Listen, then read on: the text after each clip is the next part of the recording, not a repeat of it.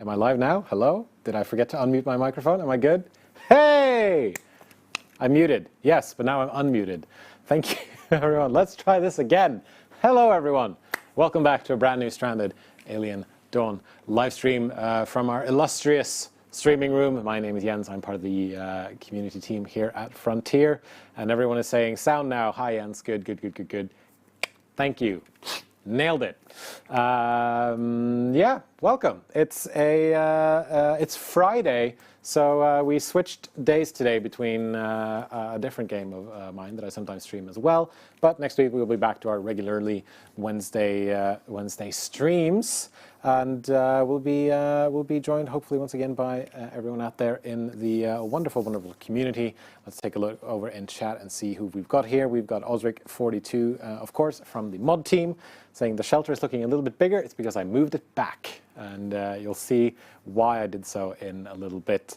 We've got Biker Flame here, AMZ here, saying they slept through the last stream, and so they're curious to see how far we've gotten. Well, hopefully you'll be a little bit impressed by what we've done. Ian Phillips is here. Welcome, welcome.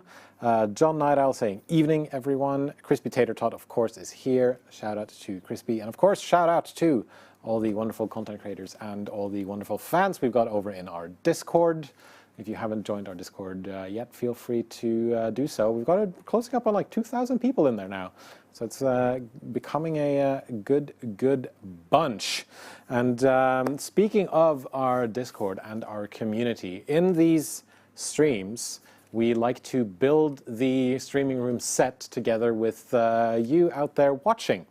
And so we've done a couple of votes now after each stream and ahead of the next stream for what you would like us to add to the streaming set. So far we've added this lovely shelter of mine. We've added a nice campfire as well to the streaming room. And this week's vote that got the most votes was none other than a mushroom torch. And so as you can see, we've got a lovely little lamp behind me. So I'm just gonna reach over and find the switch. So bear with me for just a couple of seconds as I do. There we go. There's our mushroom torch.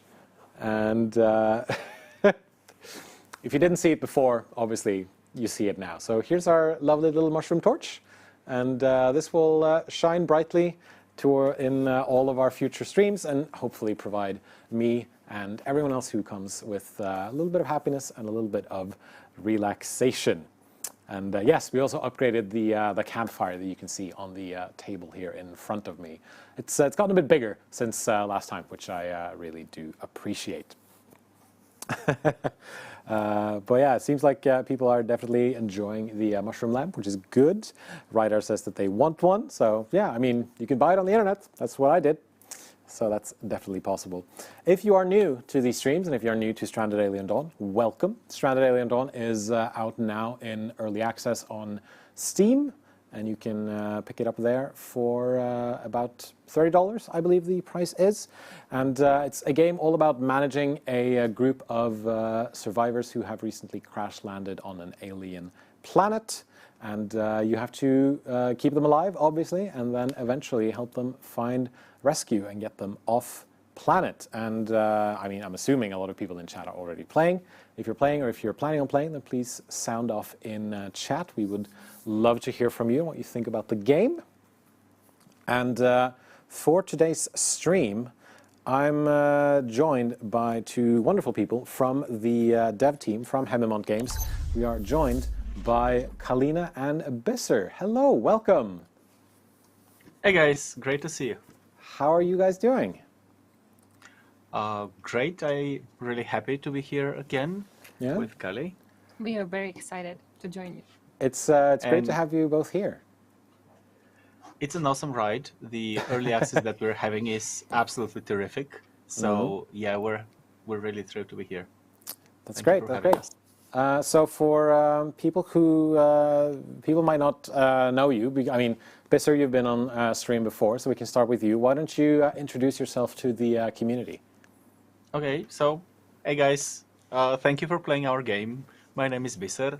I'm the CEO of Haemimont Games, and here I'm joined by Kali. Hi, I'm assistant producer. I'm new to the company, but I'm also very excited because it's my first live stream ever. Oh, amazing. Kali absolutely loves the game, and I think that it will be terrific to house together. That's great. It's been, yeah, like I said, it's wonderful to have you here. Osric in chat saying welcome in Kalina and Bisser. Bolo Bravo Sierra saying they love the game, so there's a lot of love for the game over in chat here. It's been out for about a month now. How are you guys, like, how are you guys feeling now? Is it still a relief that the game is finally out, or is it now that like the real work has begun now that it's out in early access? No, the real work has been going on for quite some time. I feel both exhilarated and sleepless because this is not our first early access as a company, and there is a lot of things going on, a lot of moving parts, and I'm also really happy to see the overwhelming reaction of the community.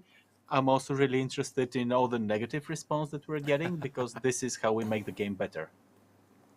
Absolutely. It is early access, of course, so we are building the game and further developing the game together with people in the wonderful community. And so there's definitely a lot of comments coming in, and it's up to me to read them all and present them to these lovely people from Haemimont. Message here from AMZ saying thank you for taking the time to join us. The game is awesome. Jelly Muri is here from Discord saying hello. So yeah, there are people who are fans of the game and who are here to join us for the stream. So we're gonna obviously be playing. I'm gonna defer to you guys now and again to hear what you think of my progress and what I should be doing next, of course, and in a sense try to get some tips going for people who have been playing over in chat as well. Before we jump into the game, I just should always mention that you can follow Stranded Alien Dawn over on all of our social channels, over on Twitter, Facebook, and on Instagram. Just search for Stranded Alien Dawn, and any feedback you have about the game can be shared on Steam, on the Steam forums, on the Frontier forums, over on our Discord, or on our social channels. And if you have any bugs that you'd like to report, there is a handy-dandy bug reporter in the game that will pop up if you hit Control F1 while you're playing. Yes. And if it's been a while since you've played, you may have missed that we dropped a small patch few weeks ago now, and so you know, if there were some things holding you back from playing, maybe now is a good time to jump back in and see how this has affected your gameplay experience. But I think then we can jump straight into the game here. All right, here we go. So when last we played, I was here with Mitch from QA, and I started trying to sort of further develop my camp here a little bit, my base here a little bit. So I've started constructing some fence. I put all this on pause right now because I think with winter coming up, we're sort of moving towards the end of summer. I think, yeah, Bisser's nodding his head. I think we should maybe get this house ready for our survivors to move into, because I think this shelter here is going to be fairly cold. So I don't know, like Bisser and Kalina, what do you think of my progress so far? Before we did the stream, Bisser, you did say that you were gonna, you know, predict my future doom in this game. So I don't know how much time you think I have left in this, but we'll see. Well, we'll see if you manage to make it through the winter. Okay, that doesn't sound too good. I don't know, Kalina, what do you think? Well, actually, I think that your progress with the research is pretty good. Okay. I was very impressed when I was watching the last stream. And yeah, actually, your research progress is impressive for the time being, but there might be a few obstacles that you need to overcome before the winter.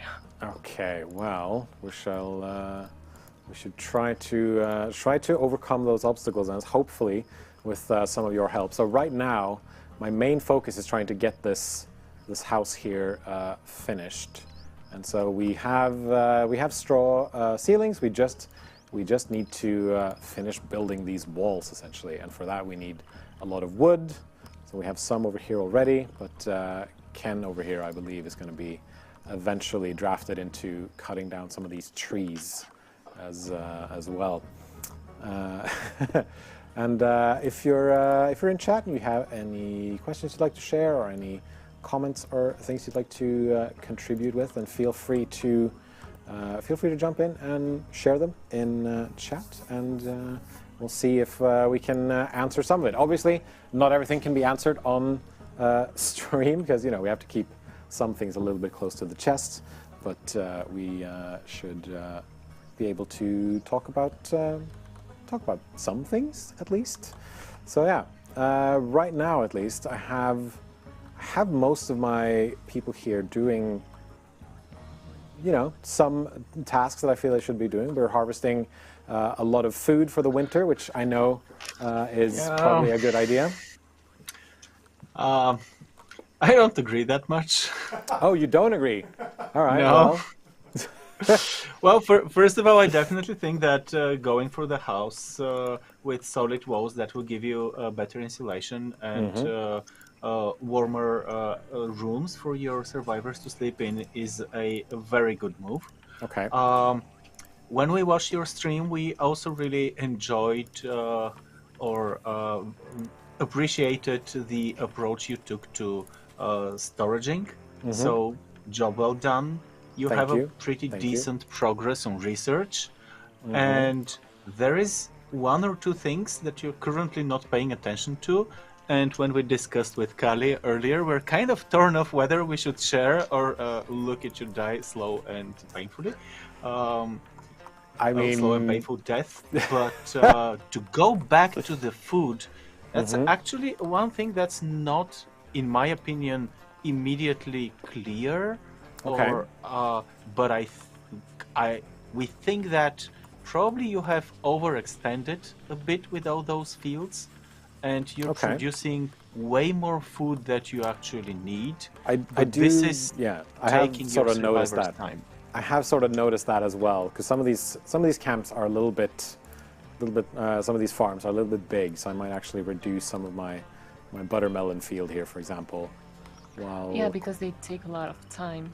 Yeah. Yes. What happens is that you constantly have survivors that are tending to the plants and cooking later on, because you do have some advanced recipes in the making, which is also very good for your happiness factors.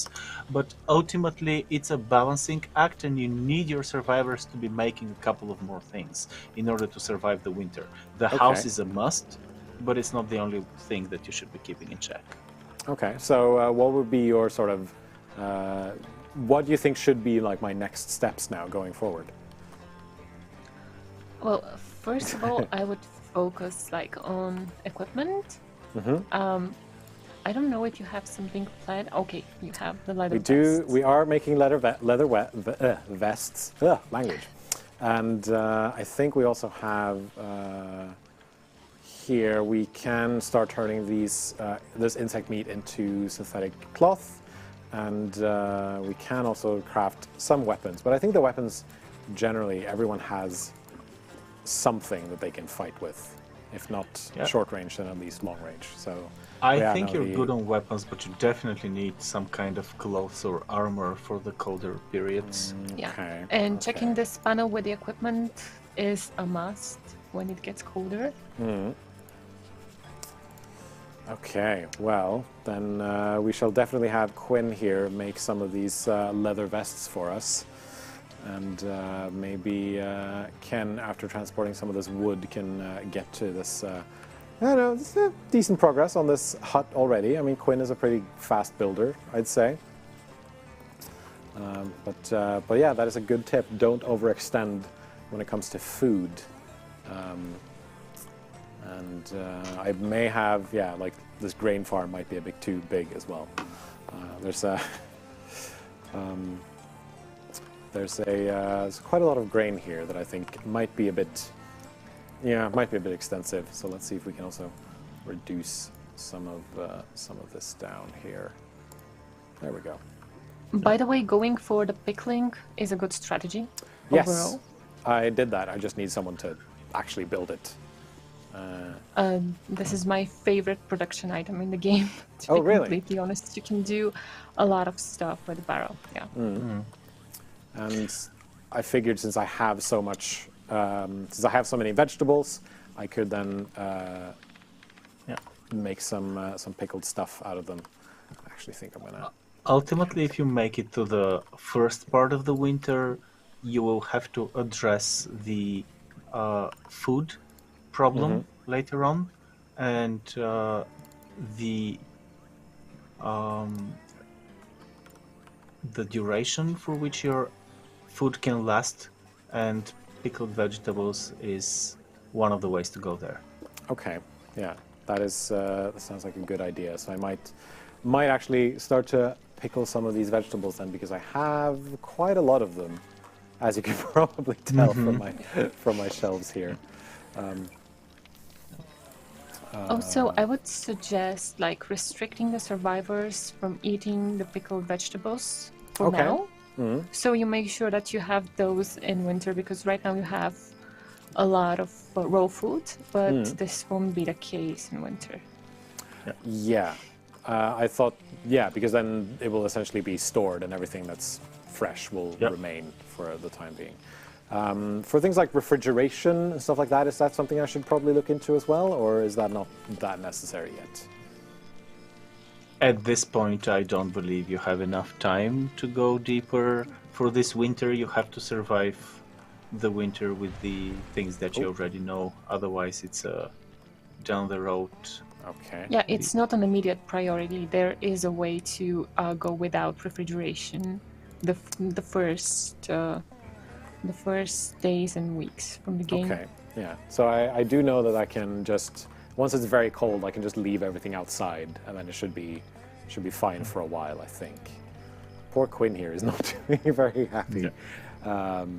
So he should, what is his favorite thing to do? We should give him some meat stew, which I don't know if I have any left. Do not think I do, unfortunately for Quinn, but hopefully he'll have a delicious meal, because I have chosen Emmeline as one of my starting survivors. This was all chosen by chat to bring in Emmeline, Ken, Krista, and Quinn. Ken has, I don't know if you've noticed this, but Ken has quickly become a fan favorite among the community. And I think that's mainly because he is very easy to keep happy. Like right now, he's at about 35%, but anytime there's a bug attack, he will just be so happy to just see everything dying around him. Yes. Krista is an interesting choice. Okay. It's a very strong. Krista is a really, really strong character with high stats and extremely hard to please. Okay. If you look at her. Okay, Risk of Meltdown. That's fine. She's been actually doing pretty good so far. She's had a lot of. I mean, she's mostly doing research, and so she's mostly eating, resting, and researching, and so most of my research has just been sort of flying by, as it were. And I just reached. Oh yeah, I just reached electric grids as well. Oof. There's. I'm just gonna leave that for now, I think, and then yeah, as I said before, focus on getting this this house here finished. By the way, regarding the characters, for example, Krista doesn't have like a favorite activity. The other ones have, and this might be an issue because you can always ask them to do their favorite stuff. For example, if someone likes crafting, he can go and start crafting, even if it's not his first priority right away. But Krista doesn't have like favorite activity, and she's also incapable of crafting, and there might be times that when you want to designate all the characters to craft stuff. So this is why it makes her a bit more difficult, but yeah, her high intellect is very useful in the early stages of the game. Yeah, I mean that is mostly what I've been using her for, is doing research tasks and doing observation tasks and trying to get through them as quickly as possible, basically. As Bolo points out in chat here, Krista is the smartest one in the game, and so she's also very quickly become a sort of community favorite, and I have learned the hard way that over specialization in my survivors groups can be a short route to doom. Okay. So the problem is that if something happens to Krista, you have issues with research, for example. And if something happens to your healer or your doctor, then this is definitely not a good situation where you want to be. Because for the initial base defense, you will, as the attacks grow stronger, you will need all the survivors to take part in the fight. And if you over-specialize, if you do not have a backup researcher, you do not have a backup healer, this can quickly may spell the doom of your survival attempt. Oof. Okay. So what I was hoping to do is not only finish this this house here, but also maybe try to get some sort of flamethrower going, because I do definitely need something to defend myself with, and so. The flamethrowers, I will need to find metal. Ah, yes, that's what I have the furnace for as well. And but yeah, no, survivor happiness also very much important here, because let's see, Emmeline's doing fine. Ken is not that good, and poor Quinn is just not being poor Quinn. Let's see here. Osric in chat referring to Krista as a bit of a diva, but there's some love for, because there's a team here that seems very similar to a team from Stargate SG-1. I know that there are a lot of science fiction references in the game. So Jack, Daniel, Samantha, and Talas, calling them stranded SG-1s as Rogue Commander. I have been enjoying seeing some of these references, and I think a lot of the community has enjoyed finding them as well. So how did this come around just sort of naturally, or was it just your intention from the beginning to make something that had all these references in it? I would say at this point more like it came out natural, but having a lot of science fiction fans in the team, it's ultimately you get this result whether you intend it or not. It sort of happens no matter what you do. So by the way, we really like the fact that you chose the sticks for the internal walls. Mm-hmm. Yeah. Yeah, that's very clever initially when you don't have all the materials yet for more solid builds. Yeah, I figured the wooden walls can keep the winter on the outside, and then everything on the inside can sort of be as thin as it doesn't have to be very thick because it is just going to be one place that everyone's sharing. And right now it seems like I should be able to finish this here. I do need some more storage space though, or maybe I need to use up some of these buttermelons. So I think we can maybe make some more veggie stews, and also pickle some of these more of these buttermelons. Yeah. Are you a sci-fi fan, Kalina? You can say so, but I'm definitely a survival game fan. Okay. By the way, great job on having this huge food variety. Okay, thank I you. do believe your survivors are very happy with all the meat stews and veggie stews and so on. Yeah, my survivors usually get to the first part of the winter on grain porridge alone. Yeah, I was doing my best to try to. That is why I chose Emmeline, because she makes all the food taste great, and so I was. I'm still not convinced if this is a good choice. Like, I still believe that this leads to too much planting and harvesting and moving stuff around and cooking. We'll see. We'll see how it goes. I'm rooting for you. I definitely am. It's just I'm taking a lot more frugal approach when I have the chance to play the game. I do think that maybe right now there is a lot going on here, so I'm wondering if I might have sort of overextended a little bit in terms of what everyone's doing, but we'll see. I just got an achievement at least.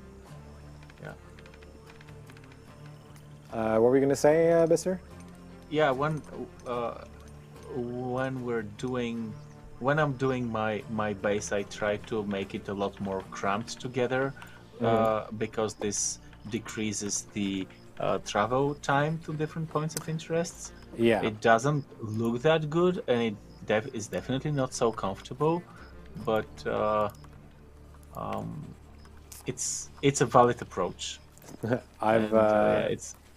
For example, I leave my fields outside of the fences, or at least some of them.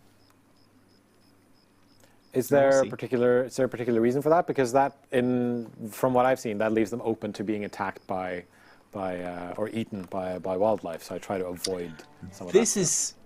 I actually like when the winter comes and hopefully the Ulfens and not the Drakas shown around to eat my crops, because this actually is an influx of fresh meat in the winter.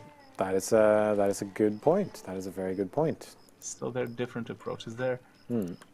And but yeah, no, I've definitely let myself be a little bit inspired by some of the community creations we've seen, where people have essentially built large compounds. It's just very, very, very massive builds that people have done, and they've made little labyrinths for all the creatures and wildlife that attack you to go through. Comment here from Commander Orange Phoenix saying, I completed my first full run, 2 survivors rescued, but the last 2 were overwhelmed by beasties and were sadly lost, which can happen sometimes. It's been interesting to see how many people have been able to move their entire group off planet, because some of the players are hoarding other survivors like crazy. I still haven't met a single other survivor than this group of 4, but I've seen pictures of groups that are up to 10, 12 people. I don't know, how many have you gotten when you've been playing and testing this game? I think I got them up to 8 or 9, but I really like this choice because it's ultimately having a new survivor is great. But if you're trying to run frugally so you can do a lot of things, then adding 1 or 2 more people on top of your 4, so that's 25 to 50% more stuff that you're going to need to survive, and you haven't over-provisioned, then this can lead to another spiral of death. Yeah. So yeah, I really like this choice. It does go through so many of the gameplay choices that the players make. And you, Kali? Well, yeah, for me, I think I had a few playthroughs where I got like 6 survivors or a 5th survivor in the beginning. And this was also like a bit frustrating, exactly because you're planning everything for 4 survivors and you have set their activities the way you want to, and then a 5th person appears and you don't have a bed for him or a room for him. It's not an issue, of course, but sometimes this 5th person might be a bit of an issue, like he's not getting along with someone or he's intimidating them. And this is something very interesting because you have to handle this as well. Like, this makes the game more interesting and different in so many ways. And suddenly you have another mouth to feed as well. Like, there are definitely advantages to having more people doing something to help with the work, but then suddenly, your food supply might be your food supply might dwindle a lot more.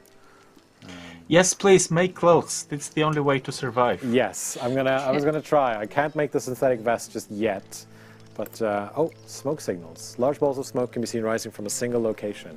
This could be an alien phenomenon, more likely a human waving a blanket over a fire. Interesting. Okay, so I have unlocked the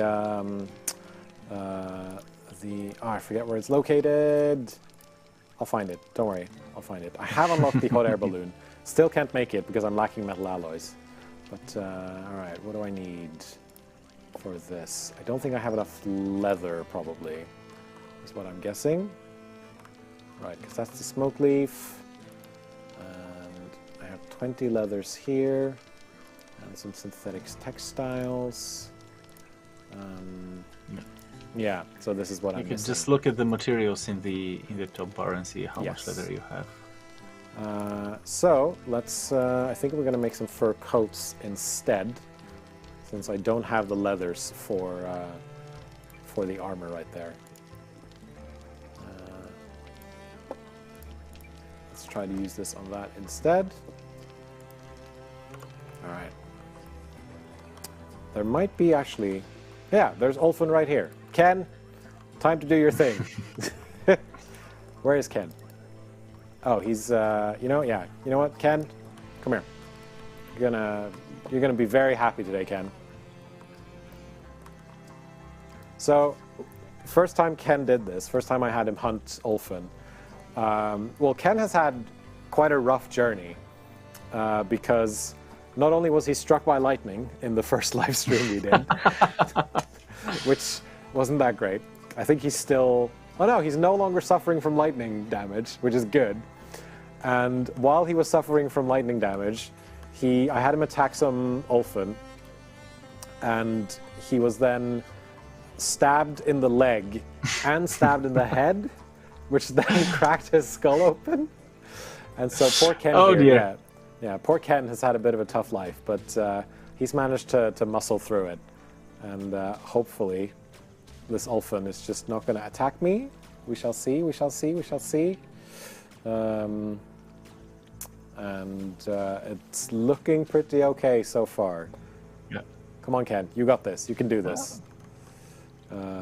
Ken the killing machine is starting off. All right. Because that will help me get some more leather. Leather, yeah. Oh no! Oh no! Ken, what are you doing? Too far away. You're not... There we go. Shoot it. There we go. Thank you, Ken. Yeah. It's a good thing they're running away, though. I mean, it's a good thing for them, but I'm just going to keep coming after them. Yeah. Oh, here it comes. It's a good thing for Ken. Here it comes. That they're running away. I mean, Ken's got a spear. And spear and a gun. That's Ken. Yeah. All right, cool. Ken, you did it. No, don't come back here, Ken. There you go. Thank you. All right. Okay. Okay, so let's see here. Comment here from El Fournier over on YouTube saying the game is fantastic. I'm having fun with it. It has the depth of soul that makes it very original. Keep it up. We are waiting for more to come. So, fan indeed of Stranded Alien Dawn. Okay. You This is should going probably well. look for more leather-based clothes at this moment. Probably, yes. I also need to add in some more research things. Let's do solar panels. Let's do distillation. So, I mean, leather I can only get from Ulfin, I'm assuming. You would know more than me, of course, which is why I'm butchering these Ulfin. But yeah, no, the idea is to try to get some more leather and then make this, make more of these leather vests, because right now I only have one. And I think Ken might be wearing it, if I'm not mistaken. Yes, he is. Yep. Wow, he got a bruise. That's fine. The bruise, okay. Ken, let's have you hold these hides instead. All right, Chris is doing research. Quinn is building. And it looks like I'm doing okay in terms of happiness as well. So that's good. All right. I'm just trying to constantly look around to see if there's anything else that I need to add or have my guys be doing. Emlyn is butchering. That's okay, because I've had her do that before. No, Emlyn, come back. Take these hides. Good, thank you. And I think also I'm going to have them take some of this leaf out here, because even though... So, this funny story, I made some smoke leaf pipes and they immediately started using them because that made them a lot happier than they were before. I don't know if this has happened to you. I usually go for the target practice and the punching pole initially, and my survivors don't get so easily such luxuries as pipes. Yeah, I think it depends on your starting location, because sometimes you have those leaves around, but sometimes you don't, and you have to figure another way to make them more calm. And sometimes it's just ale. I think you also have this as an option for relaxation.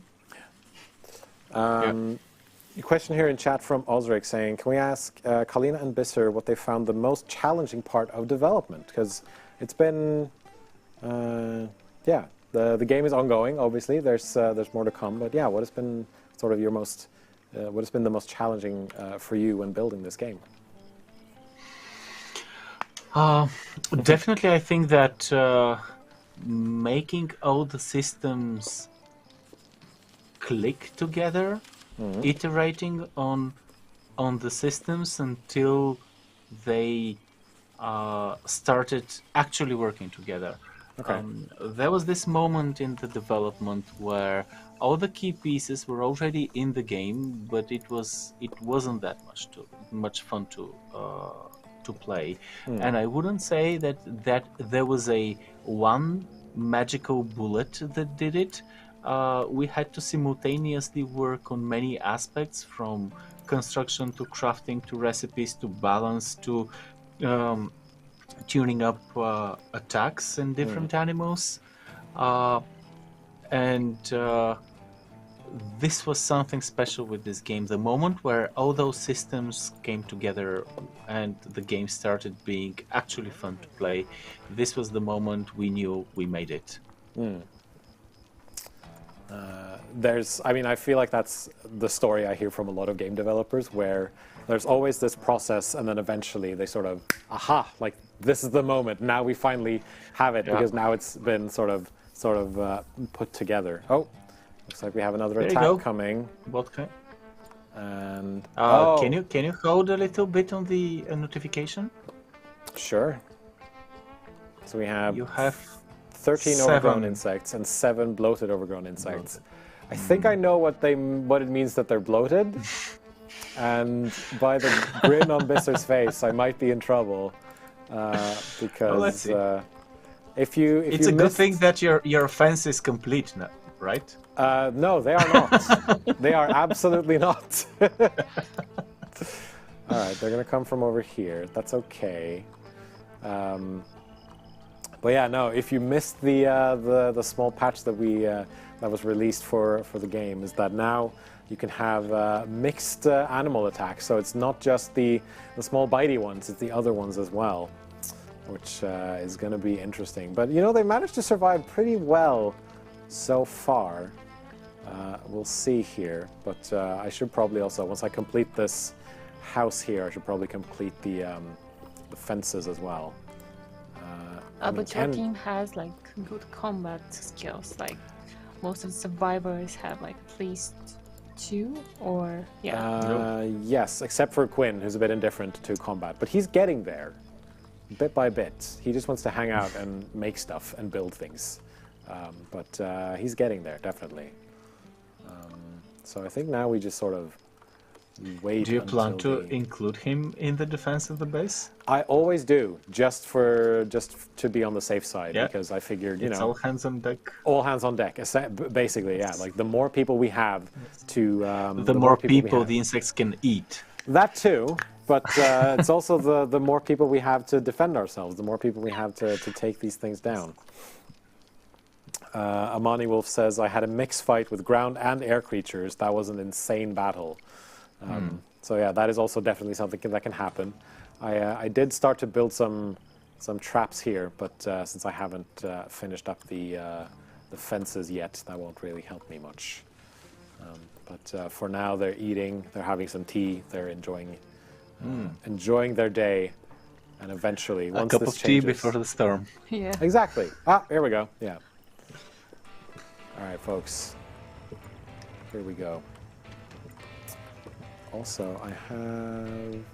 Right. Where did I put my hides? Here they are. Oh, and I also have 2 leather. All right. So that can be put down there. All right. Let's go, everyone. Here come the bugs. Let's see then. Bring it on. Oh, please. I hope this doesn't go poorly, but it might, considering that someone's really missing all the time. This isn't going to be good. Oh, no. Oh, no. Ooh, no. All right, we've got 2 injuries, but I think that's most of the exploding kind out of the way. So now we just need to... Oh, look at Ken, though. Ken is loving this. Ken is really happy. Ken just going there. Yeah! All right. You gotta have people like Ken. Sorry? I said you gotta have people like Ken. Yes. Oh, there's one thing more. Come on, take it down. Take it down. Yes. Okay. All right. Amazing. So, oh, wrong buttons on the keyboard. Let's see here. Who's injured? Quinn is injured, bleeding. Oh God. Okay, that's fine. Ken is bleeding. Superficial bites. And Emmeline. All right, these aren't the worst. No. Right? Let's see, who's my best healer? That would be Ken and Emmeline. So I think Ken had the least worst. Least worst. Yeah, that's a sentence. So, Emmeline, I'm going to have you just heal yourself. And who isn't injured? That's the question. Krista, actually, because she was standing far behind. She had the longest range.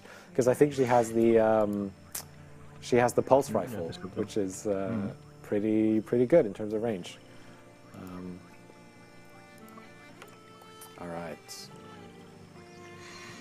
Now. And here comes the moment of truth about your medicine supply. So I have prepared for this, actually. As you can see, I have an okay amount of antibiotics, and I have some first aid kits. And How are your bandages?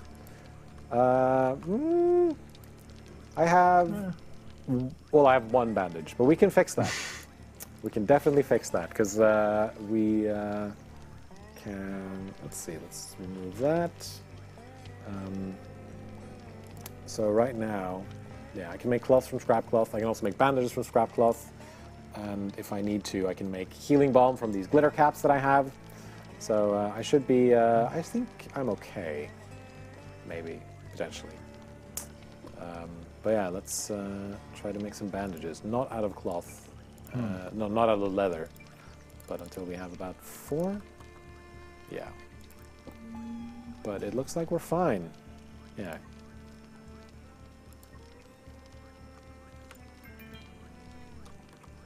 Krista reached healing 1. Oh, she's doing the healing. Okay. Yeah. Yeah, because Emmeline is just, she needs to recover. Because she was the one that didn't took any damage. Yes. And Krista being Krista, she's back to the research table. Yeah. You guys can lay down and bleed for a bit. There's important research going on there. well, luckily, I can have her go do it. And let's also have Emmeline. There's Emmeline. Let's set... Yeah, heal is set to 1, and then cooking is set to 1. Yeah. So let's have Emmeline... Alright, because Quinn is just chilling. Ken is recovering. Alright, I think we're good. Yeah, he's been treated. He just needs to recover and relax a little bit. Which is wonderful. Alright, I think we did it. I for now. So would you like to go through the health of the others and see if you have any lasting injuries? Sure, that should probably be a good idea. So, Emmeline right now in a bit of pain, but it's because everything's treated. This looks fine, because like these are bruises and cuts. Krista is fine. She has some tea, so she's doing okay. And then, yeah, doesn't seem to be any lasting injuries from what I can tell. Yeah. But yeah, some of this equipment is starting to fall apart a little bit. So there's definitely some more weapons that might be in the works as well.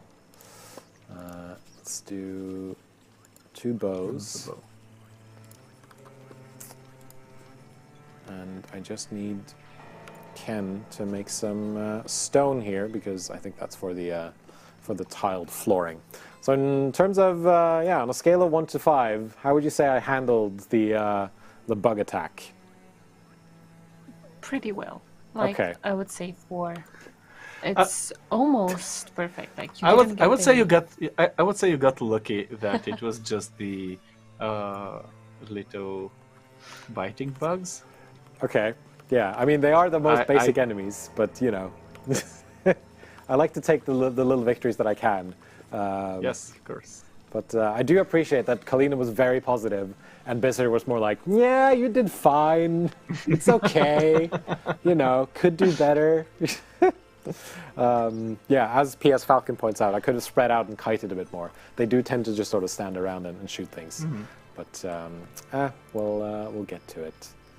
And yeah, now we just need to make this. This was a good development that the whole combat took place during the day. Sometimes when the combat is about to take place during the night, especially in the dark, I prefer to take out 1 or 2 survivors and engage them in the day and kite just to save some time and probably have some torches set up that they can ride the place of engagement, stuff like that. There are different ways to play around with it. That's actually not a bad option, because it might be a good idea to, in the future, just go out and either have a lot of torches around so they know where they can they can see things, because I have had attacks happen at night in other save games, and it can be fairly difficult to get through. But who needs 2 arms anyway? So yeah, you can. I mean, depends on which one you lose, you know. If you're right-hand dominant, it might be a bit tricky if you lose your right arm. But you know, it got a bit rough, but they made it. Says Amani Wolf. Well, appreciate it. Thank you.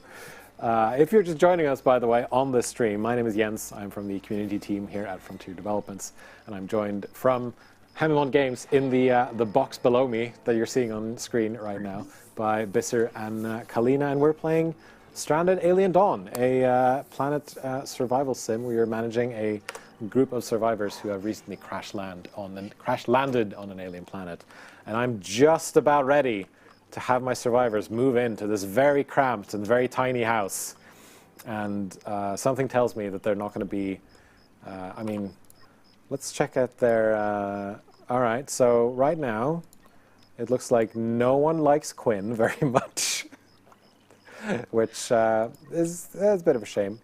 But we'll see how they manage when they have to essentially live on top of each other inside this, this tiny house here. One thing I realized, I should probably move this door there. And I should probably deconstruct this and build some stairs. Let's get my... here instead. Because then I can fill out this room a bit more. And those are bedrooms, right? Or yes, they will all sleep in the same room? So my plan here is that this will be a sort of kitchen area. I'll have storage here, and then these two will be bedrooms, and I will have 2 beds per room. And then we'll see how well they get along. I'll try to have people who like being with each other in the same room. And right now, I think, yeah, Quinn and Emlyn are getting along fine. Emlyn's the only one who doesn't dislike Quinn, which, good for her for being tolerant, I guess. And bigger rooms will definitely make them happier. Having rooms on their own will make them the happiest. And so I'm hoping that having big rooms together will make them sort of mid-happy, I guess. Having lived with housemates myself, I know it can be difficult sometimes. And I like the fact that that is a mechanic in the game as well, that, you know, sometimes they just need to sort of go back to their own rooms, and sometimes they can hang out together and talk sometimes. So, yeah. Yeah, usually in the second year, my base has grown to an area that I have separate bedrooms plus common area plus some relaxation spots there. You can see your thing grow. I've seen that for some of the community screenshots that players have been sharing as well over in Discord, for example, where there's a lot of just huge farms where they have either individual houses or they will have individual rooms and everything. And I gotta say, it's really impressive stuff.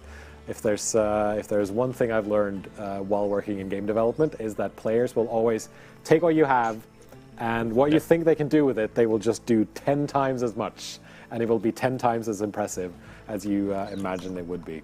I don't know, like, has it been this experience for you as well?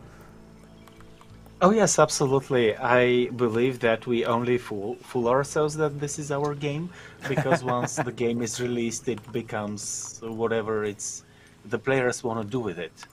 And you might have a certain idea what the players will do, but ultimately it's for the players to decide what to do and how to approach your game. And once you go to release, it's actually no longer your game. It's what the players want it to be.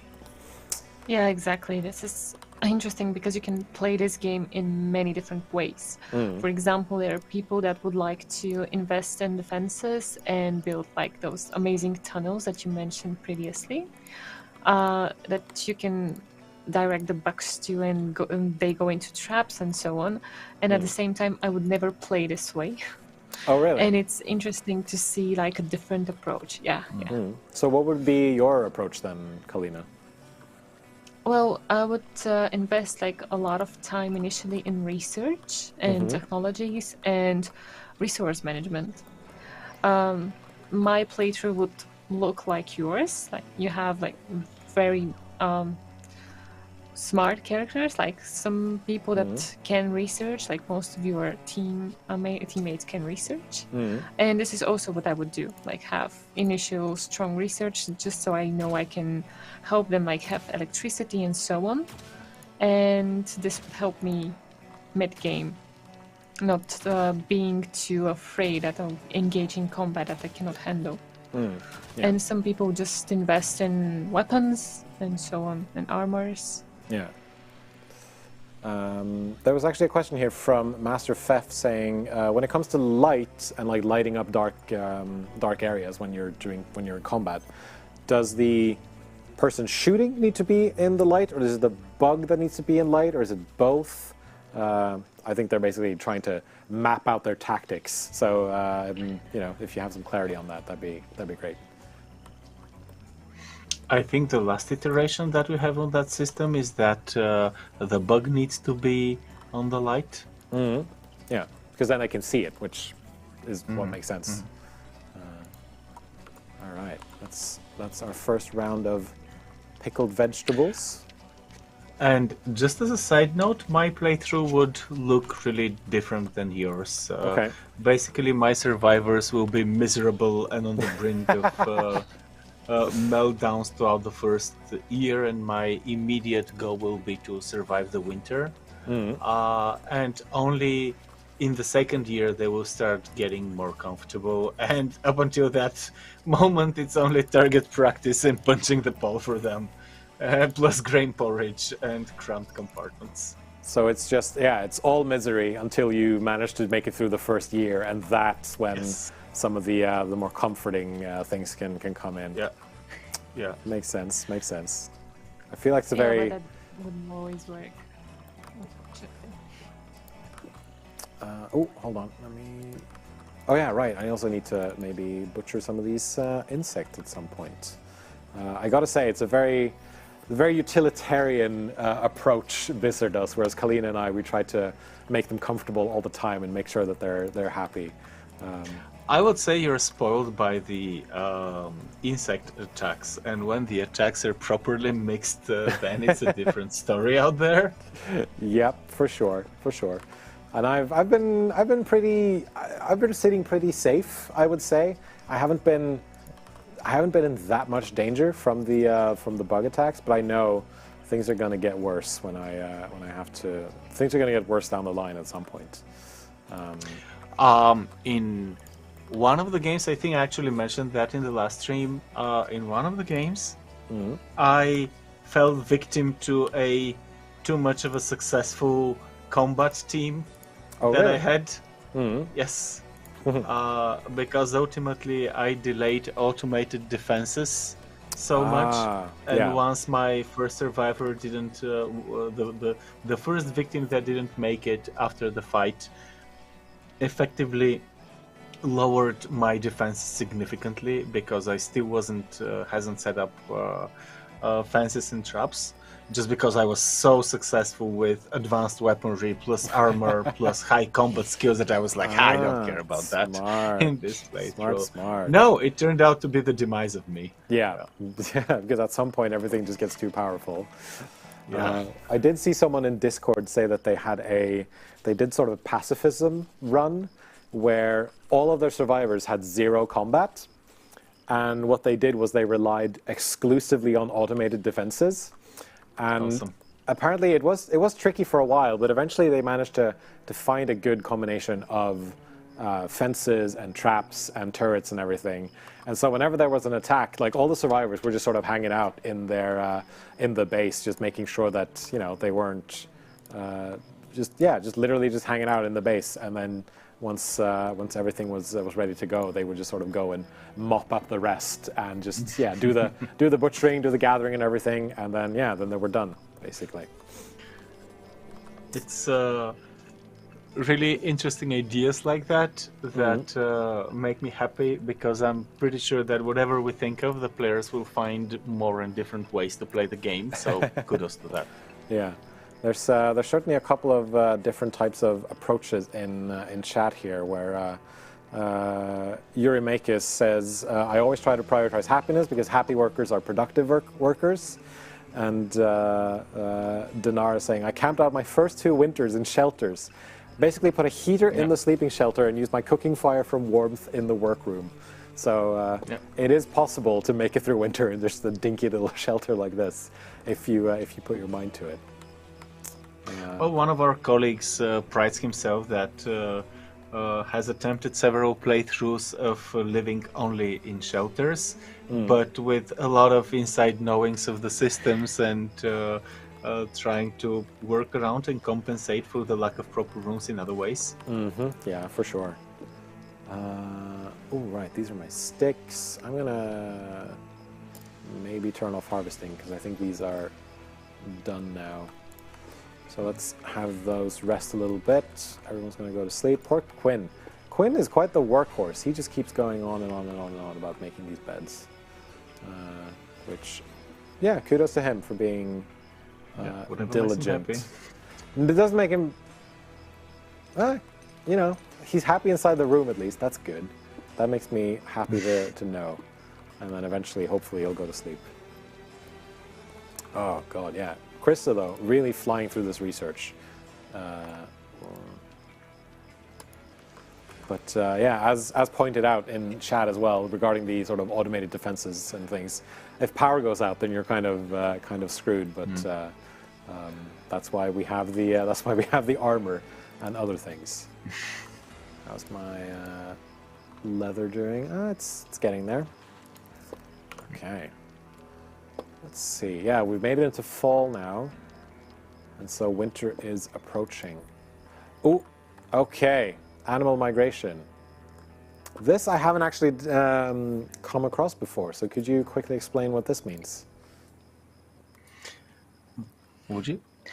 Yeah, well, I can see that those are the Ulfens, which are herbivores. They might be attracted to some fields and so on.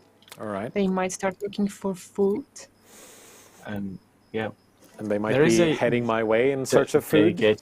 Yes, there is a dedicated herd of Ulfen, in this case, that will roam around the map and might get really interested in your crops. Okay. A large amount of Ulfen is a different thing to deal with than just a couple of them. Yeah. So it also represents an opportunity if you want to stock up on raw meat and have the places to store it or how to treat it so that it doesn't rots away in wintertime. So there is a different number of opportunities there for you. And this bird here and yeah, it can, yeah, it can also be a tasty snack for the Gujo. It does look like a tasty snack for that bird over there. I just might try to send someone over there, but the thing is, they're very far away. I don't know if I want to have my people walk all that way.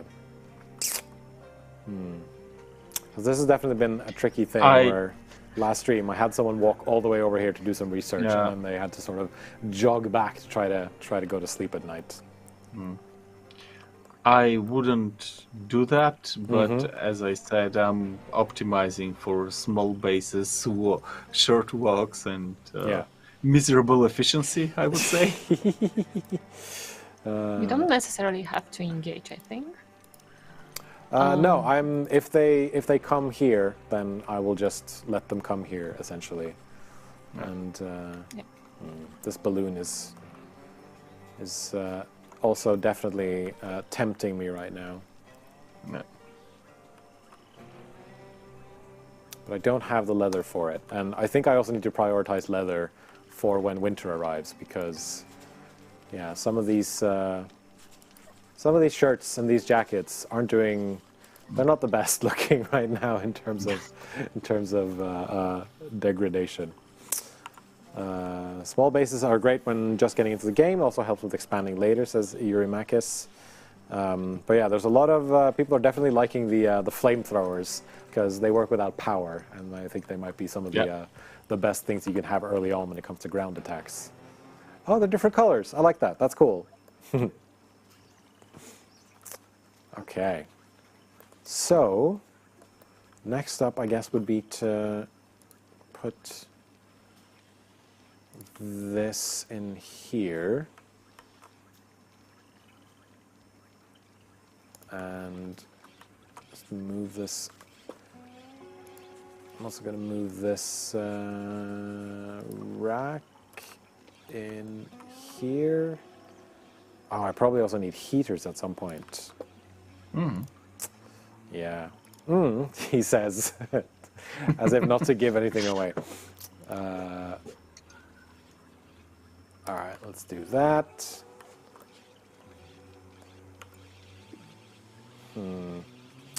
Well, and I can probably also deconstruct these sleeping spots here.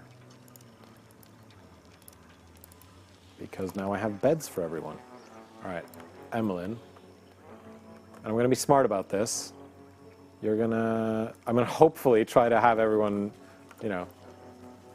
hopefully people will spend time in rooms with people they like, but we'll see how it goes. And then, I want to move some of my shelves over in this area. And I've seen some incredibly cool storage solutions for shelves that people have done, where they basically do, it looks like aisles in a store, and so people have these like giant storerooms. And so I don't think I'll be able to do something like that, but we'll try. I would definitely think of where to put the eating table. Oh, right. Yes, I have to do that as well. Yep. Let's then do... I had completely forgotten about that. That might work. And then we do this. Yeah, that's 4. Yeah. And then once that's done, I will just sort of deconstruct this, I think. And that's my leather drying. And how are these Ulfin doing? Ah, they're just hanging out. Okay. Yeah. So, I mean, I don't want to jinx it, but I think I'm doing pretty well. What do you say? What's the outside temperature? So 9 right degrees. now, 9 degrees outdoors, and it is also 9 degrees indoors right now in here. Yeah. And so I do probably need to get a heating stove built in most of these rooms, probably. So let's get that going. And I would also add some shelves for the food. yes, that's so also, that they don't have to walk to the shelters outside. Yeah, that is also on my sort of to-do list. I'm actually going to deconstruct these 2 windows here, because otherwise they will get in the way of shelves. And I just realized that that's in a poor position, so I will move it. And right, food shelves. Let's get some food shelves.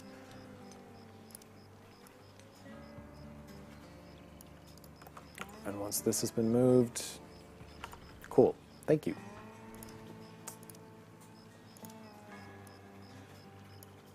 There we are.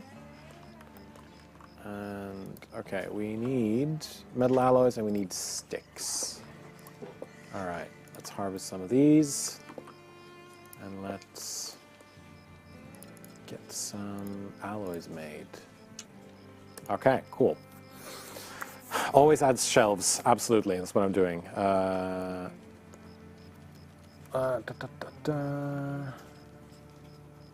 So Dusty Monk here says, I would just leave the food outside until late spring. What are your thoughts on that? Seeing as it's getting colder. Yeah, this is an approach. It will actually prolong the durability. It will rot a bit slower because of the lower temperature.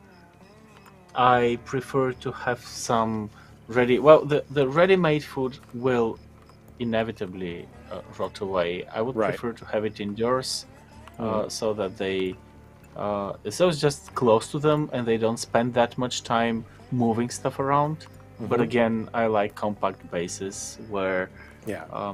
I believe you're getting the most out of the waking time of your survivors. Right. Yeah. So basically, so they don't have to walk around so much. But seeing as it is 1 degree outdoors right now, 4 degrees indoors, so I should definitely build some of these heating stoves. Probably lickety split here. I'm actually gonna deconstruct not both tables. I'm gonna deconstruct this and these and this. All right, wonderful. Quinn, get some food, and then you can make some leather vests, because now we have a ton of leather. By the way, you can designate those storage spaces in the kitchen just for cooked foods.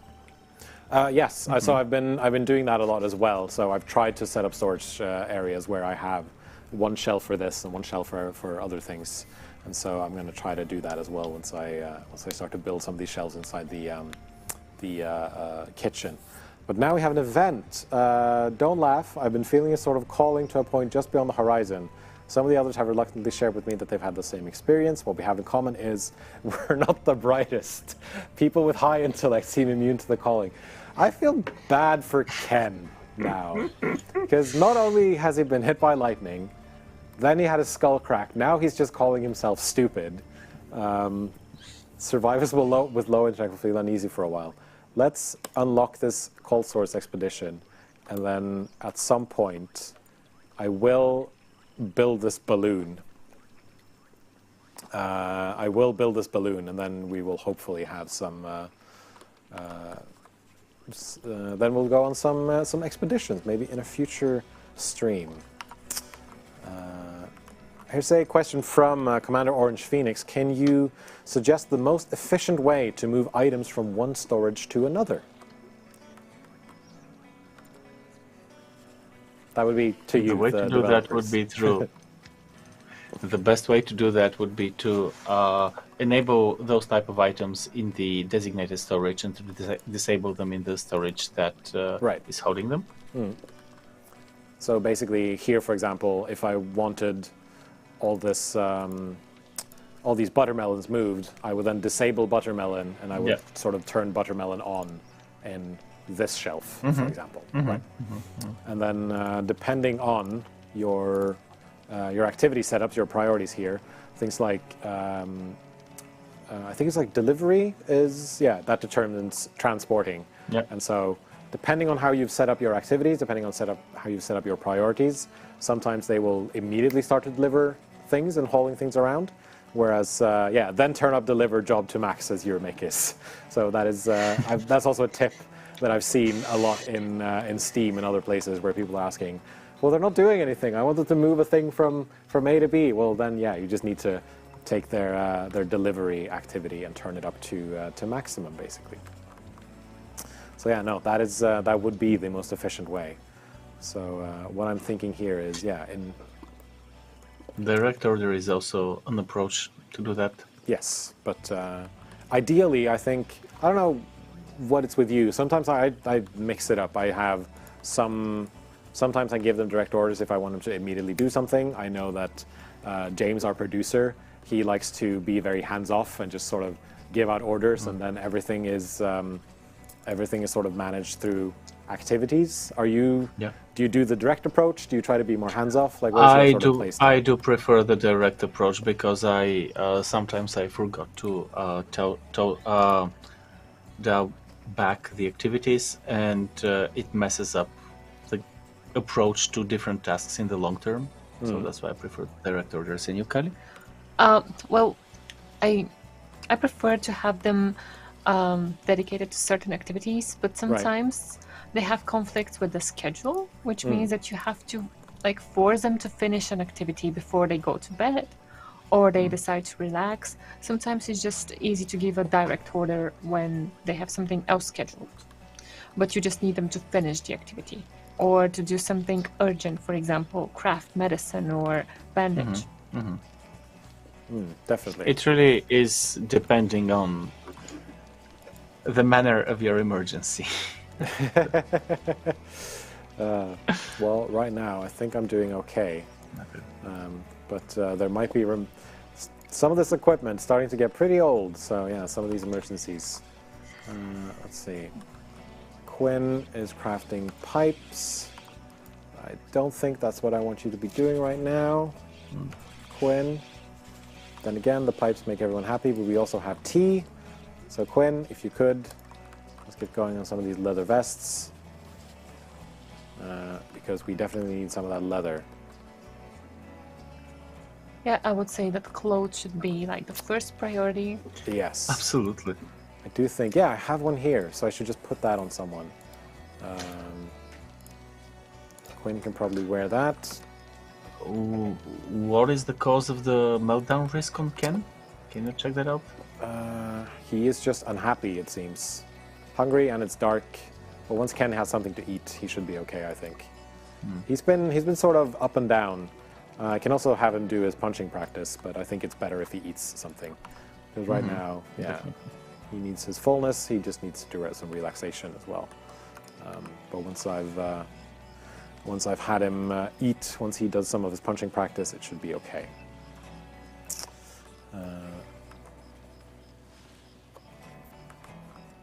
Yeah, immediately. Tasty meal, exquisite meal. Hopefully that should boost up his happiness a little bit. And everyone is going to bed, it seems. Oh yeah, and I need more wood, which there's none of over here.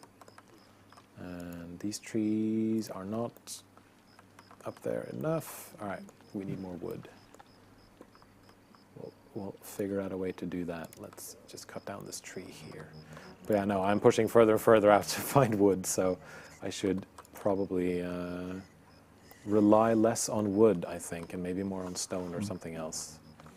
I remember when you first joined up for a stream, Bisser, you said that I should avoid using scrap metal early on. I don't know if when would be the correct time to start deploying some of the scrap metal, or should you use it to like smelt it down for other things? Yes, that would be my approach. The scrap metal is ultimately the source for refined ones, so yeah, it's a valuable material later on. Well, it depends on the amount that you scavenge from the spaceship debris, but yeah.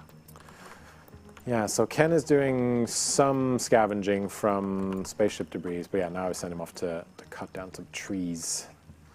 And yeah, scrap to actual metal is a 1-to-1, says Eurymachus, so that is definitely probably the best approach to have. Okay. And now we have our heat. So we've got about... yeah, slowly heating up these rooms, it seems. Let's see here. Yeah, 9 degrees indoors, 9 degrees, 9 degrees, 4 degrees. Ah, that's probably because of the doorway. Because, yeah, this is 2 degrees. All right, so we've got limit there, that's okay. Let's get this shelf built. But yeah, so smelting metal, definitely the approach. Okay, so speaking of moving things from shelves, let's try to get some stuff moved. So I'm going to try to move a lot of my cooked meals over. So quick meals, tasty meals, and other.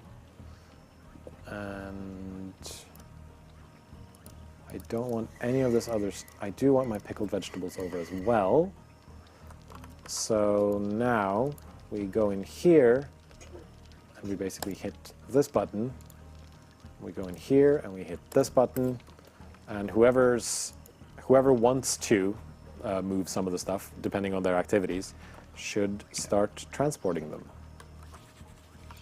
All right, Quinn, please. Leather vests. Are your survivors still allowed to eat pickled vegetables and Good rations? question. They are not allowed to eat pickled vegetables, and they are not allowed to eat emergency rations, but they are allowed to eat cooked emergency rations. But I can probably turn that off as well, because it's probably a good idea to just save that for the time being. Tenterin asks, when can us mere Earthlings play it? You can play it right now on PC in early access. Just hit up Steam and you will find Stranded Alien Dawn. Ooh, good shout from Dinara saying that I might want oil in the kitchen as well. Yes, I do want that. Hold on. Yes, we do. Turn that on. Let's see, I'm just checking all my shelves. Turn off oils and fats. No oils and fats in there.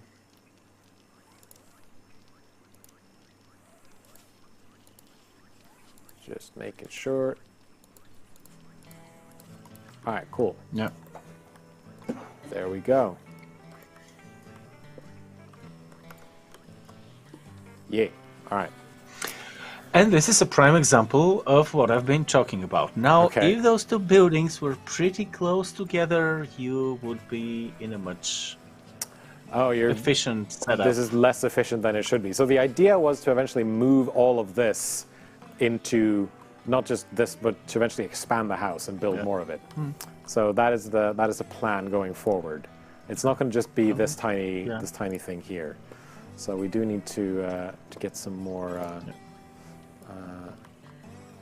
I am going to expand, is what I'm trying to say here. Definitely a valid somehow. approach. Yeah, because I want everyone to be happy. I want everyone to enjoy where they're living, and I would like them to not be miserable when when winter comes. This is a noble way to death. Yes, but I do think I should be able to do it. Maybe. Oh, is that because I've? Hold on. Floor. Let's do stone. There we go. And we need some stone. Quinn is at a risk of meltdown because I'm forcing him to make leather vests, but he'll be okay once he gets some food, hopefully. By the way, I would suggest also thinking for fortifications and traps instead of focusing on expanding There the you go. building. What was that, Kalina? Yeah, so fortification and traps Right. instead of new building. Oh, yes. That is actually a good idea. Oh, look at the orphan! Oh, Look at there's the the orphan! All right, everyone, I know you want to go to sleep, but you need to kill these Ulfin, please. Thank you. And now it's a little dark. I know it's dark. It's fine. It's fine. You have all the firepower. I do have in so the much world. firepower. But I'm not sure I like these aggressive animals coming towards me eventually. So I think maybe, just maybe, aggressive animals and unruly Ulfin. Let's see, where are they? They are right over there. You know what? Yes. Why not? I'm going to take the fight to them and see what happens. Famous last words. Yes. No, I think you'll be fine. This you'll is be a fine. good approach to surprise them instead Yeah. of them surprising you. That is what I'm hoping, at least. But yeah, no, defenses is definitely going to be on the docket for the next live stream. All right, here we go. It is dark, but hopefully they'll be able to make it through. All right, guys, come on. Yeah, Ken, very happy. Ken's reached combat 8, which is excellent. And, oh, right, that's cool. Okay, next round. Yeah. You. Ah, yes, because now I'm taking them out sort of one at a time rather than having them come to me. That is... Ooh. Attack! Come on, guys. You can do this. I believe in you. Ken having the time of his life. All right, where's the next one? There you are. And then whenever anything comes into the sphere, basically, they just start firing. All right, let's go for the next one. Let's slip the bugs of war. Exactly. Oh, you have one on the left. Oh, I didn't see it. Oh, no. All right, well, we have 3 injuries. Quinn over here. The important thing is that Ken is having its fun. So yeah. And Quinn, you know, despite being indifferent to combat, Quinn is doing pretty good with that bow of his, I gotta say. Where's the last one? There it is. And as someone who does archery in real life, Quinn has very good form. Yeah, Quinn has very good form. All right. Now, everyone but Quinn was injured, which is what we expected would happen. So I think we're coming up on 5:30 over here. Let's have everyone heal up. And what's your healing stat, Quinn? It is 0. So I'm not going to have him do... So I'm going to have Emmeline take care of herself. I do believe this means that winter might be just around the corner. So we have 3 injuries. Quinn has reached combat 1. Quinn is also at a risk of meltdown, but he should be happy once he eats. And now we hopefully will have everyone right. Quinn healed Ken, who then healed Krista, and now everyone's gonna not go to sleep. And now we made it almost to winter. All right, let's do the snowman first. Oh, finally, yeah. Lucky one. Look at this lovely snowman. Oh, yes. Sleep training has been researched. Amazing. That is what I was looking forward to. Mm-hmm.